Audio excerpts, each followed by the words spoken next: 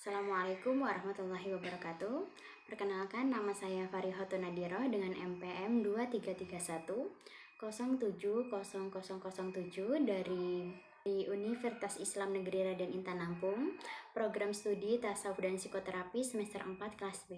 Video ini saya buat untuk memenuhi tugas akhir semester mata kuliah Psikologi Islam yang diampu oleh Ibu Ira Hidayati, SPSI MA.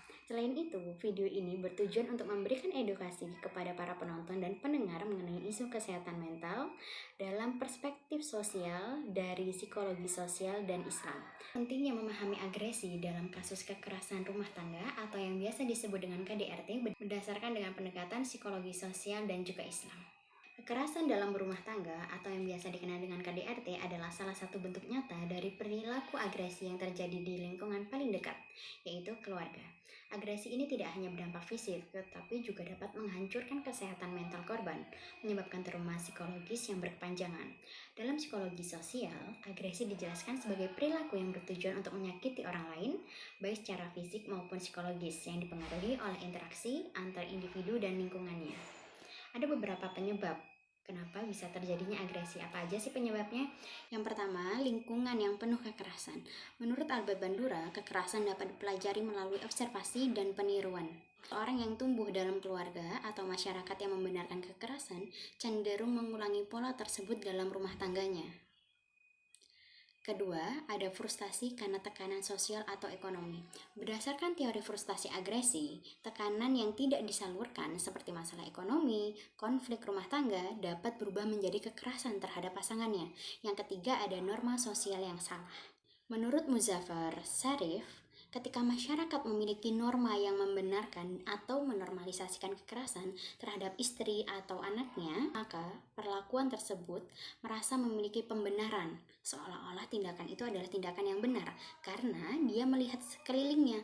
Oh, banyak loh ternyata orang-orang di sekelilingku yang melakukan kekerasan terhadap anak maupun istrinya, sehingga dia melakukan hal itu baik kepada istrinya maupun anaknya. Yang keempat, ada ketimpangan kekuasaan dan relasi. Dalam psikologi sosial, dominasi satu pihak atas pihak lain dalam hubungan tanpa keseimbangan emosi dan komunikasi juga memicu munculnya agresi. Contoh, seorang pria atau suami yang merasa dominan dalam rumah tangganya cenderung memandang rendah istrinya sehingga dapat memicu timbulnya agresi. Kemudian bagaimana sih solusinya terhadap tindakan agresi? Ada beberapa solusi. Yang satu, modeling perilaku positif. Menurut Albert Bandura, masyarakat perlu memperlihatkan contoh hubungan yang sehat, saling menghormati, dan tidak menyelesaikan masalah dengan kekerasan. Pendidikan keluarga dan konseling dapat membentuk pola pikir baru. Yang kedua, perubahan norma sosial. Kita perlu mengubah norma yang salah menjadi norma yang mendukung perlindungan terhadap keluarga dengan melibatkan beberapa tokoh seperti tokoh agama, tokoh masyarakat, ataupun media sosial. Yang ketiga, terapi dan edukasi emosional. Pelaku KDRT dapat diberikan terapi untuk menyadari mana yang salah dan mana yang benar, sehingga ia dapat merubah perilakunya dan menetapkan pola hidup yang lebih damai dan lebih baik terhadap keluarganya. Yang keempat, ada peningkatan empati dan keterbukaan komunikasi. Dengan meningkatkan kesadaran emosional dan membangun komunikasi yang sehat, konflik rumah tangga bisa diselesaikan tanpa adanya agresi atau kekerasan. Dalam hadis riwayat Ahmad, Nabi Muhammad SAW bersabda, "Sebaik-baiknya kalian adalah yang paling baik terhadap keluarganya, dan aku adalah yang terbaik terhadap keluargaku." Dalam Quran Surat An-Nisa ayat 19, Allah menegaskan bahwa dan pergaulilah istrimu dengan cara yang patut. Jika kamu tidak menyukai mereka, maka bersabarlah. Karena boleh jadi kamu tidak menyukai sesuatu, padahal Allah menjadikan kebaikan yang banyak padanya. Demikian penjelasan saya mengenai agresi dalam kasus KDRT dilihat dari sudut pandang psikologi sosial dan juga ajaran Islam.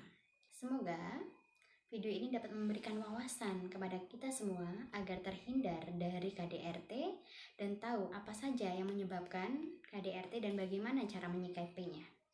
Terima kasih telah menyimak video ini. Wassalamualaikum warahmatullahi wabarakatuh.